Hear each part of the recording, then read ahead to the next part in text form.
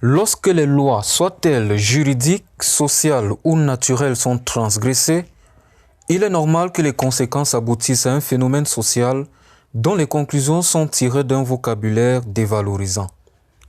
Certains diront jungle, d'autres diront capharnaüm, d'autres parleront de pandémonium. Mais il ne s'agira plus dans tous les cas de société, c'est-à-dire un groupe d'hommes dont les actions sociales sont guidées par des lois, des normes, mais surtout des valeurs. Un indice qui traduit la nudité de la société, c'est la présence parfois spectaculaire des individus circulant en tenue d'Adam dans les rues de nos villes. Toutes les explications sont attribuées face à cet acte, mais beaucoup semblent mépriser la signification anthropologique du corps que François Bingono prendra le soin de rappeler. Il faut dès lors poser les bases conceptuelles suivantes.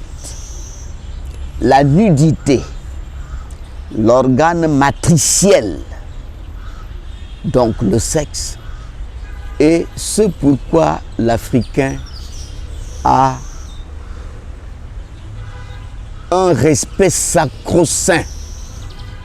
Sacro-saint dans la mesure où c'est par là que l'on donne la vie, c'est par là que passe la vie. La nudité est donc un élément de la plus haute sacralité en afro-culture, en afro-civilisation. Nous savons que quand une mère particulièrement voudrait s'aimer la malédiction, prononcer un discours incantatoire de malédiction, qu'est-ce qu'elle fait? Elle se dénude devant sa progéniture et lui dit « Tu es sorti par ici ». Et puis elle prononce des paroles qui vont malheureusement suivre le malheureux toute sa vie pour dire jusqu'où le sexe repose sur un respect des plus stricts. Le vieillard, pour parler de l'homme maintenant, quelle que soit sa faiblesse physique, ne laisse jamais qu'on le prenne en charge, ne se laisse jamais prendre en charge par sa progéniture. Il est hors de question que même le vieillard malade se laisse faire sa toilette par ses propres enfants. Il vaut même, si sa femme n'est plus en capacité de le faire, il vaut mieux que ce soit des gens de sa génération, soit ses sœurs, soit quelques belles-sœurs ou des frères qui s'occupent de cela. On fait donc tout pour préserver autant que faire se peut l'intimité génitale, l'intimité sexuelle. Un rappel des faits. Le soir du 8 mars 2023, une jeune dame circulait dans les rues de l'arrondissement de Yaoundé 6, précisément au quartier Mendong, sous le regard des passants alors saisis de sentiments ambivalents. Ce n'est pas un fait de spectacle pour le sujet qui se dénude publiquement.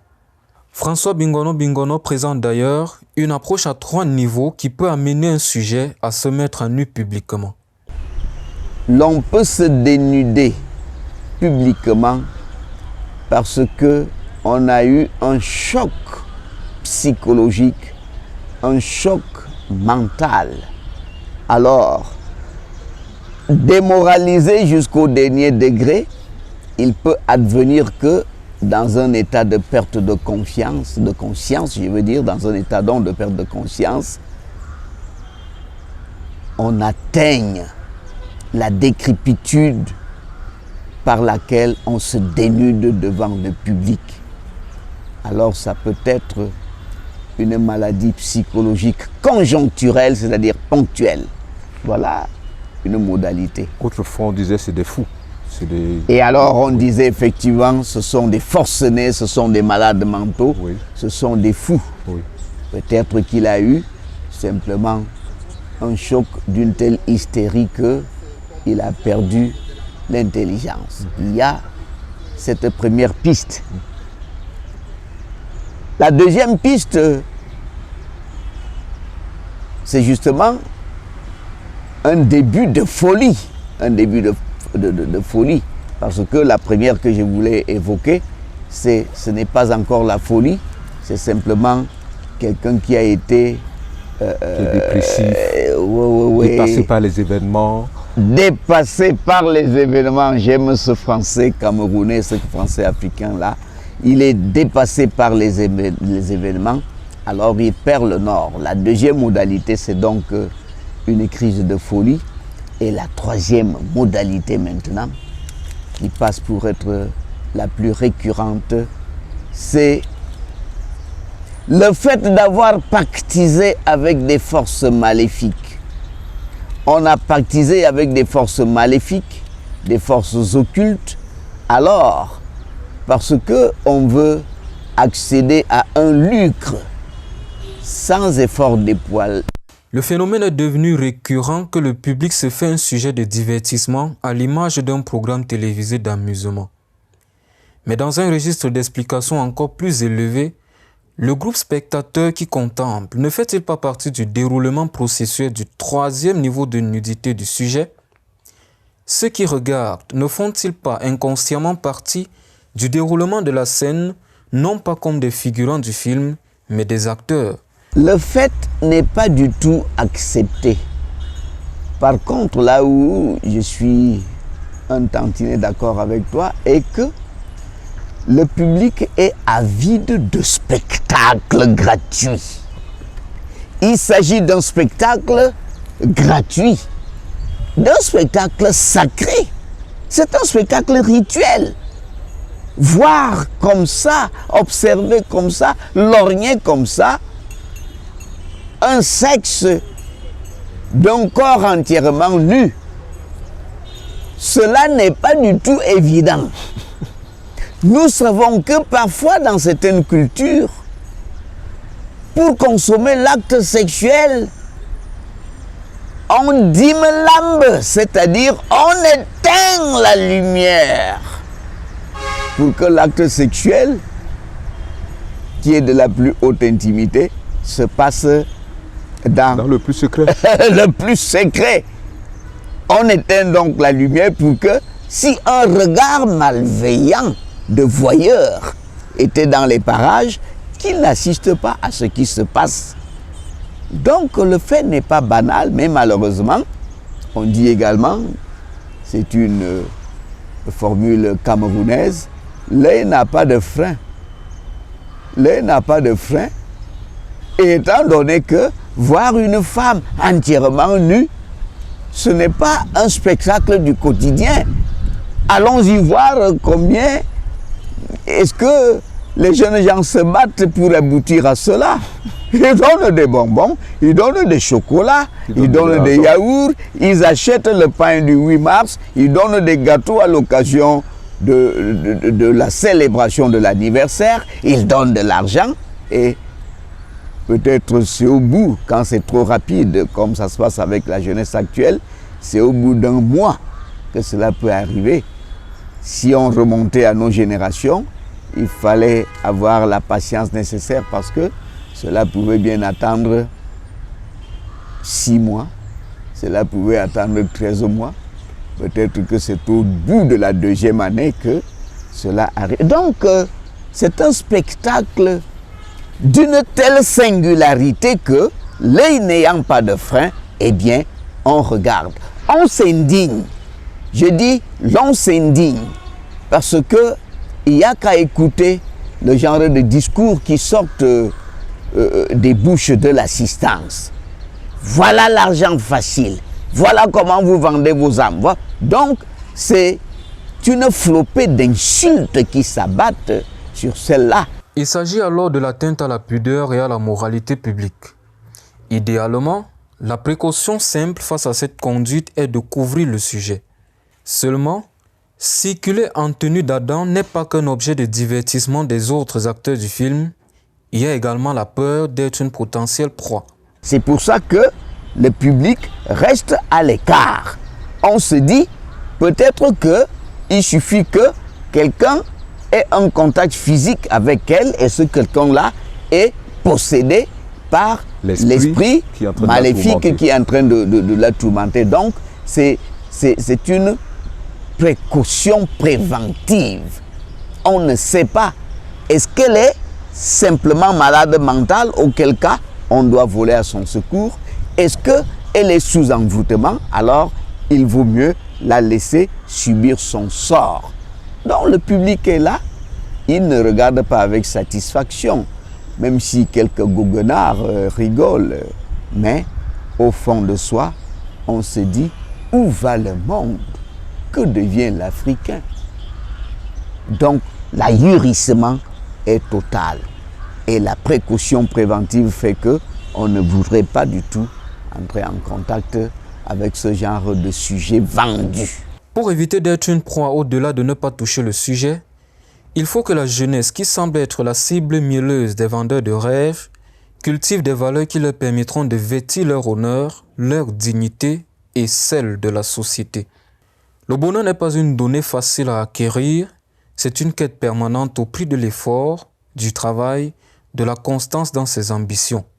Faire confiance aux personnes qui posent des discours alléchants est une piste vers le bonheur facile et donc une piste pour être des marchandises au service des forces cachées. Ce serait un contrat dans lequel chacun sera éternellement soumis et forcé de rembourser ce qu'il a alors obtenu aisément. Sans oublier que vous êtes désormais dans un tel collimateur que vous devriez donner d'autres membres de famille et à la fin, c'est vous-même qui compléteriez la liste. Donc, je fais simple en disant, je me redis même, le bonheur ne se ramasse jamais par terre.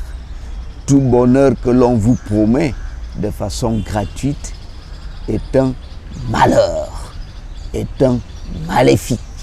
C'est un maléfice, donc ne restez pas là. Et à la limite, dénoncez ces vendeurs d'illusions-là parce que ce sont des acheteurs mystiques des âmes.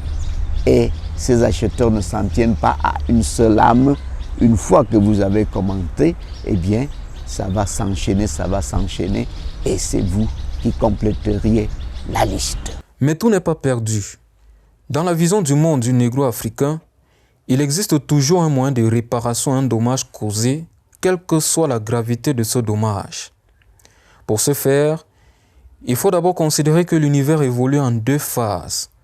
Si la maladie physique ou mystique existe, le remède physique ou mystique également existe. Il y a des experts chargés des soins mystiques. Il y a des exorcistes parmi les religieux de la chrétienté ou de l'islam. Il y a davantage encore des experts parmi les détenteurs du pouvoir traditionnel. Donc, il faut simplement faire recours à ces experts-là, avouer ses fautes, parce que la guérison, pour qu'on vous délie, cela commence par une confession personnelle. Donc, n'attendez pas de l'expert qu'il fasse des miracles. C'est vous qui vous déliez en reconnaissant ce que vous avez fait, en avouant le mal que vous avez posé. Donc, heureusement, quel que soit le degré qu'on a atteint, on peut toujours trouver une solution.